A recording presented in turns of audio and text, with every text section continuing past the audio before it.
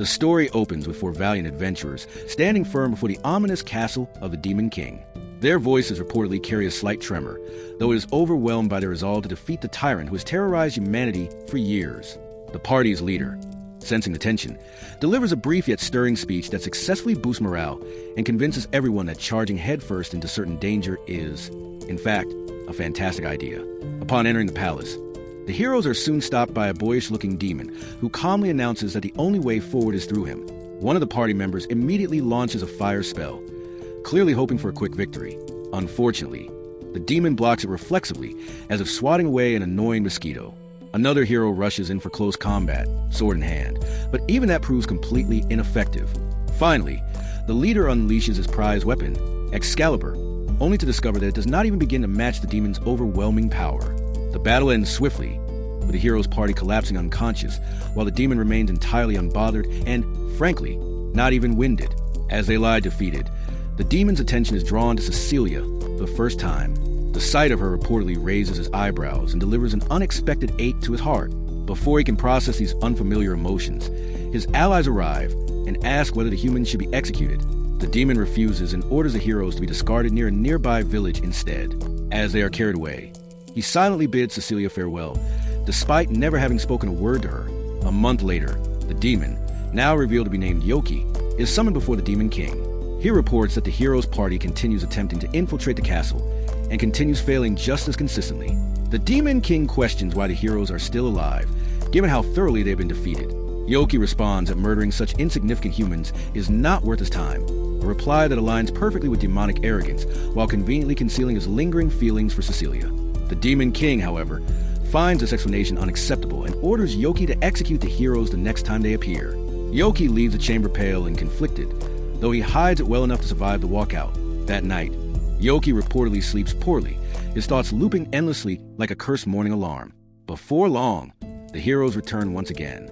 Yoki fights as he always does, effortlessly and without concern, while the heroes exhaust themselves in a series of increasingly desperate attacks. Eventually, Yoki makes an offer that shocks everyone. He will allow them to pass if Cecilia agrees to stay with him. The proposal stuns the entire party. One member even suggests that it might not be the worst deal, though the leader firmly refuses to sacrifice a teammate so shamelessly. In the end, Cecilia herself agrees, reasoning that Yoki has already spared them multiple times. Trusting this logic, the remaining heroes leave, abandoning Cecilia alone with the demon. Unsure what to do and determined not to go quietly, Cecilia launches an attack at Yoki. As expected, it accomplishes absolutely nothing. Yoki then gathers all his strength to release a powerful attack of his own, one that shocks Cecilia, but leaves Yoki completely paralyzed. In that vulnerable moment, he confesses his feelings. Cecilia responds by casting a spell of rejection, effectively draining him of both ambition and dignity. After mobilizing him, Cecilia grows curious and asks how a demon could possess a heart at all, and why someone so gentle does not use his power for good. Yoki explains that he was once human in another world, and was reborn as a demon, forced to obey the Demon King. Killing the Demon King would only result in Yoki becoming the next one, trapping him in the same cycle. Cecilia begins to understand his predicament, and sympathy blossoms into something warmer. She offers him her hand and invites him to join her in the human world, insisting that there is good within him. The following day, the heroes return to the Kingdom of Clarinus in triumph, celebrated for defeating the Demon King and ending the war. The king declares a 3-day holiday, ensuring that future generations will also enjoy mandatory festivities. Meanwhile, Yoki arrives in the same town, carefully hiding his horns and wings. Starting a new life as a human, he immediately faces the pressing concern of funding said life. He registers as an adventurer at the lowest rank and, driven by ambition and affection for Cecilia, climbs to D rank within a week, quickly becoming the talk of the town. This news eventually reaches Cecilia, who finds Yoki and brings him to her mansion. She explains that while the Demon King is gone, humanity has become its own greatest threat, as kingdoms now scramble for power. The heroes' leader has already received multiple marriage proposals, all thinly veiled political maneuvers. Cecilia's main concern, however, is Yoki. She fears his powers could be exploited and asks him to leave the Adventurers Guild. Yoki reassures her that he has no intention of using his strength for evil, easing her worries. Their conversation is abruptly interrupted when Cecilia's mother enters and immediately begins discussing marriage proposals. This does not sit well with Yoki, whose disappointment is instantly noticed. Her mother, perceptive and direct, asks him outright whether he intends to marry Cecilia. Yoki admits that he has already been rejected and insists that Cecilia's feelings matter more than his own. This answer impresses her mother, who values character as much as success. The episode concludes with Yoki asking for permission to call Cecilia by her name, a small step forward, but a significant one for a former demon experiencing love for the first time. The episode opens with Yoki locked in what is technically a life-or-death battle, though the danger is mostly theoretical. His opponents consist of an extremely aggressive monster resembling an oversized rooster, deadly in reputation, ridiculous appearance, and its equally hostile partner, a massive snake. Despite the ominous pairing, Yoki handles the situation with insulting ease. He reportedly dodges their attacks with his hands tied behind his back and a broad smile on his face, as though this were little more than a casual weekend workout. In his mind, this adventure request is still far less demanding than his former job as a royal servant to the Demon Lord. Before long, he defeats both monsters effortlessly, thus completing the quest. He recalls how the Adventurers Guild had warned him that the task would take weeks and test his limits. Instead, Yoki locates the monsters and eliminates them in less than a single day, quietly wondering whether the guild enjoys exaggeration as a hobby. His moment of satisfaction is short-lived. Completely off guard, he is suddenly attacked by 3 demons. His instincts nullify their assault almost instantly, and upon closer inspection, recognition sets in. These attackers turn out to be members of his former team from the Demon King's dungeon. Duke the Dullahan, Happiness the Harpy, and Sheik the Pixie. They explain that they've been desperately searching for him ever since his mysterious disappearance following the Demon King's defeat. One might expect Yoki to fabricate a convenient excuse about his current life among humans. Instead, he chooses honesty. He openly explains that he had confessed his love to a member of the hero's party, only to be rejected.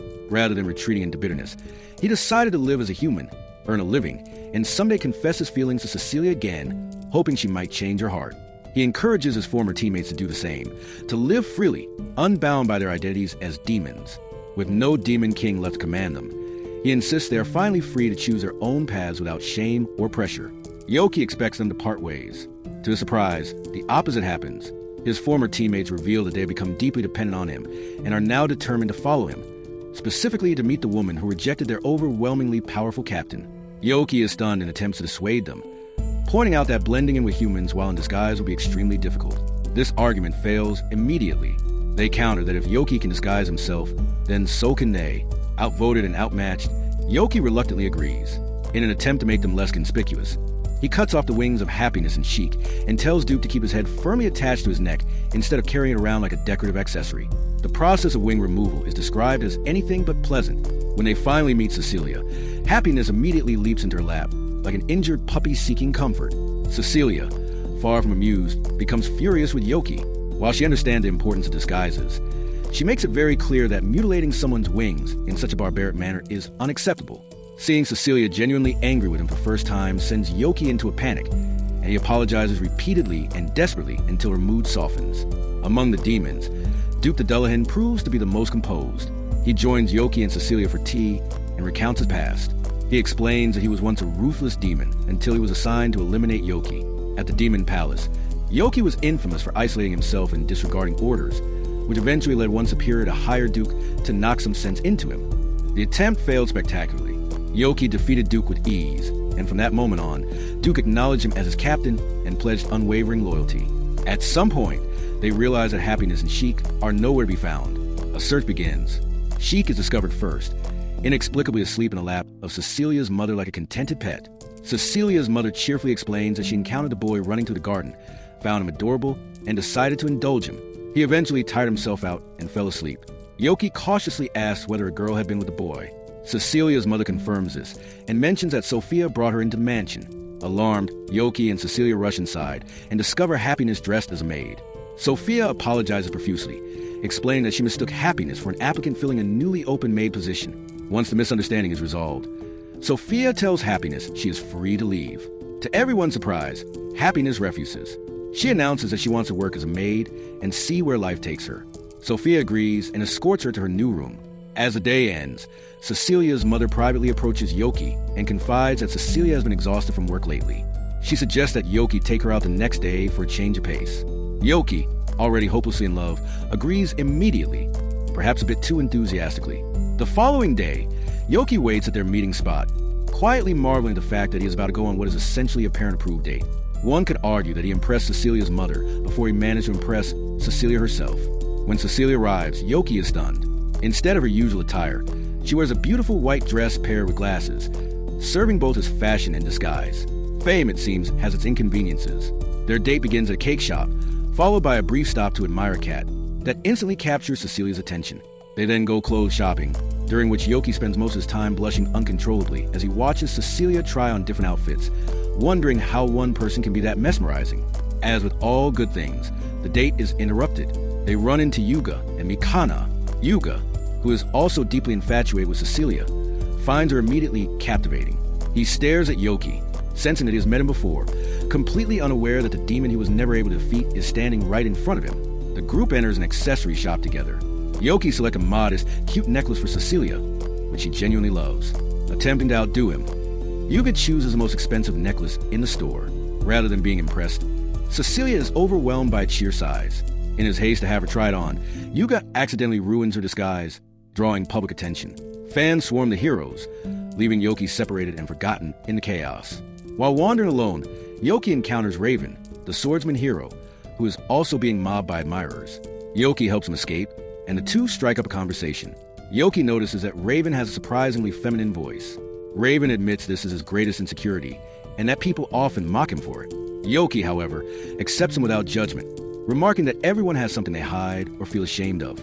Privately, he reflects that in his case, it happens to be the fact that he is a demon in disguise. After parting ways with Raven, Yoki eventually reunites with Cecilia. Together, they conclude the day by helping a lost child find his mother. A quiet, simple ending to an eventful day that proves even demons in disguise can stumble into something resembling normal happiness. The following day, Yoki is shaken when his mother informs him that Cecilia fainted after spending the previous day with him. He immediately assumes full responsibility, blaming himself for failing to maintain her disguise and allowing the situation to spiral out of control. Cecilia's mother, however, firmly dismisses his self-reproach. She makes it clear that the real culprit is the hero Yuga, whose carelessness exposed Cecilia to the public. As a result, Cecilia was overwhelmed by crowds, pushed beyond her limits, and left physically exhausted. Matters only worsen when Yuga has the audacity to visit the mansion afterward, claiming he wants to take care of Cecilia despite having caused chaos in the first place. Her mother finds his behavior entirely unacceptable and promptly orders Sophia to escort him out of the mansion without ceremony. Afterward, she allows Yoki to visit Cecilia. He approaches her bedside filled with guilt, feeling deeply ashamed. In reported reflection, he admits that he believed he failed to make her day enjoyable and apologizes sincerely for disappointing her. At this point, Cecilia begins to open up to him, adopting a noticeably tsundere attitude. She tells him that while it is indeed his fault that things went wrong, that only means he now has to make up for it. She insists that he take her out again, and demands that this time the day goes smoothly from start to finish. This declaration sends Yoki's heart soaring. In his mind, it is nothing less than official permission for a second date, granted directly by Cecilia herself. Overwhelmed with enthusiasm, he eagerly agrees and vows to be far more careful and responsible next time. Leaving the mansion in an unusually pleasant mood, Yoki encounters Raven once again. Despite having only recently become friends, Raven decides to confide in him. He admits that there is someone he loves deeply, but that he struggles to gather the courage to confess his feelings. Yoki responds by reminding Raven of who he is, tall, handsome, and one of the swordsmen who defeated the Demon King. In Yoki's view, a man like that has nothing to fear. These words give Raven the confidence he needs, and he declares his intention to face his feelings head-on before heading off. Yoki watches as Raven walks straight towards Cecilia's mansion. In an instant, Yoki's cheerful mood collapses. His optimism plummets into despair as a terrifying realization dawns on him. His worst fear appears to have come true. Raven, too, has fallen for Cecilia, and is now on his way to confess to her. The third episode opens with Raven making his way towards Cecilia's residence, while the realization slowly and cruelly dawns on Yoki that the girl Raven intends to confess to is none other than Cecilia herself. Raven even remarks that the girl he likes did not laugh at his voice the first time she heard it, a detail that perfectly matches Cecilia's gentle and kind nature. Yoki spirals into a panic unlike anything he has ever experienced before. His mind races with the terrifying possibility that Raven might confess, and that Cecilia might accept his feelings. After all, the two of them had once been members of the same party. Yoki's imagination runs wild, painting vivid scenes of shared battles and quiet moments. He envisions countless occasions where Cecilia must have been in danger while fighting demons, only for Raven to arrive just in time to save her, their bond deepening little by little with each encounter. His anxiety reaches its peak, until Raven suddenly returns from Cecilia's mansion, utterly dejected and muttering that he should just die. The dramatic despair both intrigues and strangely reassures Yoki. Clearly, something had gone terribly wrong. However, Raven is in no state to explain himself, refusing to speak about what happened. Determined to uncover the truth, Yoki decides to return to the mansion and speak to Cecilia directly about her conversation with Raven. Instead, he is met at the door by Sophia, who has sealed the entrance shut with heavy chains. Chains strong enough, she claims, to restrain even the Demon King himself. In a firm and unyielding tone, Sophia explains that Cecilia desperately needs rest and cannot be disturbed by any form of social interaction for the time being. Summoning his courage, Yoki brings up Raven's recent visit. To his shock, Sophia responds that Raven had not come to see Cecilia at all. He had only asked to meet Happiness. The revelation hits Yoki like a thunderbolt. Could it be that the girl Raven wanted to confess to was Happiness instead? With this new information weighing heavily on his mind, Yoki seeks out Happiness herself. From their conversation, he finally learns the truth. Raven's confession had been met with a single, devastating word: impossible. Yoki understands that Raven is a fundamentally good person, even if he was once an enemy. Because of this, he makes a sincere effort to persuade his former teammate, Happiness, to reconsider Raven's confession. After speaking with her, it becomes painfully obvious to Yoki that Happiness does, in fact, harbor feelings for Raven. However, her shyness prevents her from acknowledging them openly, and she is far too timid to say yes to his confession. Armed with this new insight, Yoki gathers the remaining members of their former team to discuss Happiness's love life. Duke immediately objects to the idea of Happiness being romantically involved with a human. In his view, humans are largely untrustworthy, and he cannot imagine Happiness wanting anything to do with one. He reminds everyone that Happiness is a harpy, a race that humans have attempted to enslave for centuries due to their beauty and feathers. There is no guarantee, he argues, that Raven is any different from those who cause her suffering. Duke reasons that such experiences likely shaped Happiness from childhood, instilling a deep resentment toward humans. Sheik, however, disagrees. He argues that humans, like any other race, are capable of both good and evil. Raven, in his opinion, clearly belongs to the former category, having once been a member of the hero's party. The discussion ultimately ends without a firm conclusion, leaving Yoki no closer to a solution. Needing a distraction, Yoki heads to the Adventurers Guild to earn some quick money through easy quests. Upon arrival, he discovers that the receptionist who usually assigns his work is absent. Another receptionist informs him that Kramen has been injured and hospitalized. To Yoki's surprise, he also learns that Kramen is actually the vice president of the guild. Concerned, Yoki visits the hospital, bringing fruit to wish Kramen a swift recovery. Although Kramen is typically irritated by Yoki's presence at the guild, he is genuinely grateful for the visit. He then explains how he ended up hospitalized. Contrary to what one might expect, it was neither a monster nor a brawl with another adventurer that caused his injuries. It was his wife. Kramen reveals that he had attempted to buy the perfect necklace for their anniversary, but took so long choosing that the shop closed before he could decide. Worse still, he returned home late, leading his wife to believe he had forgotten the anniversary entirely. The misunderstanding resulted in severe consequences and a very thorough beating. Yoki offers to heal him with magic, but Kramen refuses. He explains that this is his chance to be doted on by his wife, and he has no intention of ruining it. Shortly afterward, Kramen's wife arrives, revealing herself to be none other than Sophia, the head maid of Cecilia's household. The revelation explains the severity of Kramen's injuries all too well. Sophia later pulls Yoki aside to thank him for visiting her husband. Witnessing this entire ordeal, Yoki comes to an important realization about the value of thoughtful gifts. Inspired, he sets out to find Raven, forming a plan that might help both himself and Raven impress the women they care about. Along the way, his thoughts drift, and he begins to fantasize about his own future, blushing at the possibilities. When Yoki finally reaches Raven's room, he finds him on the verge of emotional collapse, devastated by his first rejection. Raven recounts how he first met Happiness during a routine patrol. He had encountered 3 thugs harassing her and intervened out of duty, defeating one while the others fled after recognizing him as a hero. As he prepared to leave, Happiness grabbed his arm to thank him. In his surprise, Raven accidentally revealed his high-pitched voice and felt deeply embarrassed. Instead of mocking him, Happiness praised it, calling it beautiful. That moment, Raven admits, was when he fell in love with her. Listening carefully, Yoki rekindles hope within the broken warrior. He assures Raven that Happiness does like him, and that it is far too early to give up. According to Yoki, the best course of action is to give her a gift, something that could shift her feelings and open the door again. Encouraged, Raven regains his confidence, and together they head to an accessory shop. Yoki buys a present for Cecilia, while Raven carefully selects the perfect gift for Happiness. Just as they are about to leave, they run into Mikana, a notoriously blunt member of the hero's party. She is surprised to see the 2 men in a gift shop, prompting Yoki to hastily clarify that they are shopping for women they love, not for each other. Mikana is shocked to learn that Raven has a love interest and insists on hearing the entire story. Yoki immediately realizes his mistake. Knowing Raven would prefer to keep this private, Refusing to let them escape, Mikana drags them to a nearby cafe. Raven and Yoki attempt to deflect her questions by focusing on their food, but Mikana manages to coax Yoki into talking by promising to share information about Cecilia.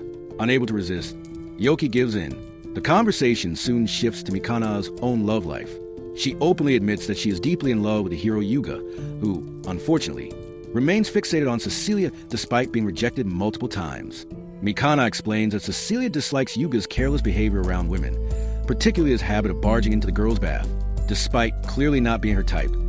Yuga stubbornly refuses to accept the truth.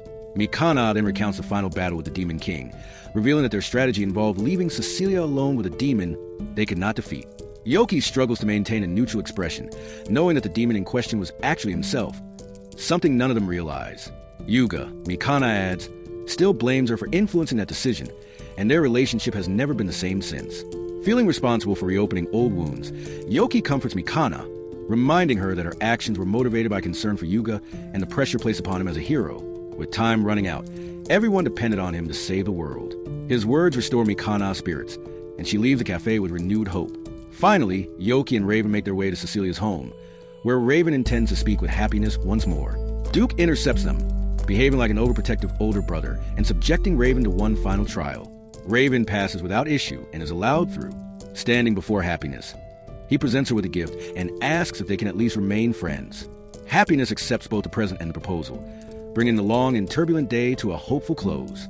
The anime opens with Sheik attempting to rouse Yoki from his bed, only to realize that Yoki is not truly asleep, but lost in quiet despair. At this point, Yoki has not seen Cecilia for over a week, and the absence weighs heavily on him. Sophia later explains that Cecilia has been exceptionally busy and therefore unable to receive any visitors. In fact, she is rarely present at her palace at all, as she travels across the world healing those who have fallen victim to catastrophes or dangerous threats. The rest of the heroes' party is similarly occupied. Raven now serves as a captain of the knights, a role that binds him to numerous duties in service of the crown. Yuga, the leader of the heroes' party, is frequently tied up with diplomatic responsibilities and spends much of his time suppressing monsters across various regions. Mikana, as a palace mage, also bears a profession rife with constant challenges and obligations. Although Yoki recognizes how remarkable they all are, he cannot help but feel sorrow for them, knowing how little time they have left to spend together. Yoki quietly reflects that the separation is partly his own doing. With the Demon King defeated, the journey that bound them together came to an end, and each of them went their separate ways. Sheik remarks that things might have felt livelier if Duke were still around, but even he had been recruited by the knights and was now perpetually busy. Not long after, Happy suddenly bursts into the room, breaking the somber mood. She excitedly informs Yoki that Cecilia will be at her home later that day and that he is free to visit her. The news sends Yoki's spirits soaring. At last, he will have a chance to see Cecilia again and to give her the necklace he had bought just for her. Later that day, Yoki finds himself in unusually high spirits, his thoughts consumed by how wonderful it will be to finally reunite with his lover, Cecilia. Even so, the afternoon still stretches ahead of him, and he wonders how best to pass the time before their meeting. As he strolls down the street, he encounters an oracle who ominously declares that he is fated to suffer terrible luck that day. Yoki dismisses the warning outright, scoffing at what he assumes is nothing more than a scam. After all, this is the day he is finally seeing Cecilia again, which alone, in his mind, proves the oracle wrong. Unfortunately for Yoki, it does not take long for him to realize that the oracle knew exactly what she was talking about. His misfortune begins when he stops by a bakery he often visited with Cecilia, hoping to buy muffins from the bright and kind young woman who usually works the counter. He instead finds himself greeted by a muscular man filling in for her that day. Although the man is cheerful, the contrast between his sunny demeanor and his imposing physique strikes Yoki as unsettling. Any hope of enjoying pleasant, familiar customer service quickly fades. Matters only worsen when Yoki steps outside and discovers that his muffins have been crushed during packing, an especially bitter disappointment given the bakery's normally excellent service. Still, after tasting them, he concedes that they remain delicious, which softens the blow somewhat. No sooner does he recover from that annoyance than he collides with a passerby who responds with a chilling death stare. Panicked, Yoki immediately apologizes, his quick thinking and frantic politeness sparing him from what feels like a very real threat. Moments later, a child runs straight into him. Although Yoki manages to catch the child before he falls, his own snack is knocked to the ground and ruined beyond saving. True to his kind nature, Yoki buys the child a replacement without hesitation, as if the day has not already tested him enough. Fate deals him another cruel hand when a pickpocket steals his wallet and bolts. Drawing on his demonic powers, Yoki swiftly gives chase and recovers his hard-earned money. However, his relief is short-lived. Yuga happens to catch a glimpse of the confrontation and, misunderstanding the situation entirely, assumes that Yoki is the thief. Unaccustomed to careful reasoning, Yuga charges in and attacks without hesitation. Yoki manages to evade several blows, but because he must keep his demonic powers hidden, he is ultimately overwhelmed. The encounter ends with Yoki being arrested and thrown into prison, the final and cruelest confirmation that the Oracle's prophecy has come true. Duke later visits Yoki in his cell, explaining that, now that he is a knight, he has been allowed to see him.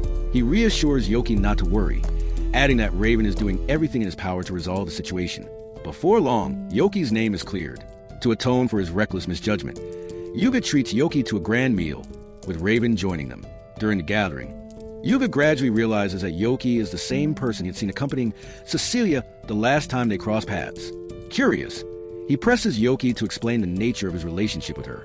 Yoki avoids revealing the truth about his feelings, and instead claims that he is simply a close friend to Cecilia. Yuga then voices a question that has been troubling him for quite some time: how he can make Cecilia stop hating him. Yoki responds cautiously, admitting that he is still relatively new to Cecilia's life, and suggesting that someone like Mikana, who has known her far longer, will be better suited to answer that question. Yuga immediately rejects the idea, insisting that Mikana is the last person he should ask. He goes on to confess his belief that Mikana might secretly harbor resentment towards Cecilia. To justify this, Yuga recounts a painful memory from the past. He describes a demon their party had been unable to defeat, one who offered to let them escape on condition that Cecilia remain behind. Yuga places the blame for that decision squarely on Mikana, claiming that her persuasive insistence had led the group to abandon Cecilia. Yoki firmly disagrees. He reminds Yuga that, in the end, the responsibility lay with him as the leader. While Mikana may have voiced a terrible suggestion, it was Yuga who chose to act on it rather than reject it outright. Leadership, Yoki argues, means bearing the weight of such decisions. He further points out that Mikana does not hate Cecilia at all. On the contrary, she regrets making that suggestion more than anything else. Yoki recalls how Mikana had once broken down in tears while recounting the incident, overwhelmed by remorse for leaving Cecilia behind. Confronted with the harsh truth of his own failure, Yuga finally loses his composure and breaks down in tears. Yoki and Raven are forced to calm him before the conversation can continue. Once he regains himself, Yuga realizes how deeply he has wronged Mikana and acknowledges that she has always stood by Cecilia through every hardship and triumph in her life. He turns to Yoki and asks how he can possibly make amends. Yoki advises him to start with a sincere apology and to let Mikana scold him as much as she wants. He explains that being scolded is often a sign of genuine care, as those who reprimand you do so because they want you to grow and succeed.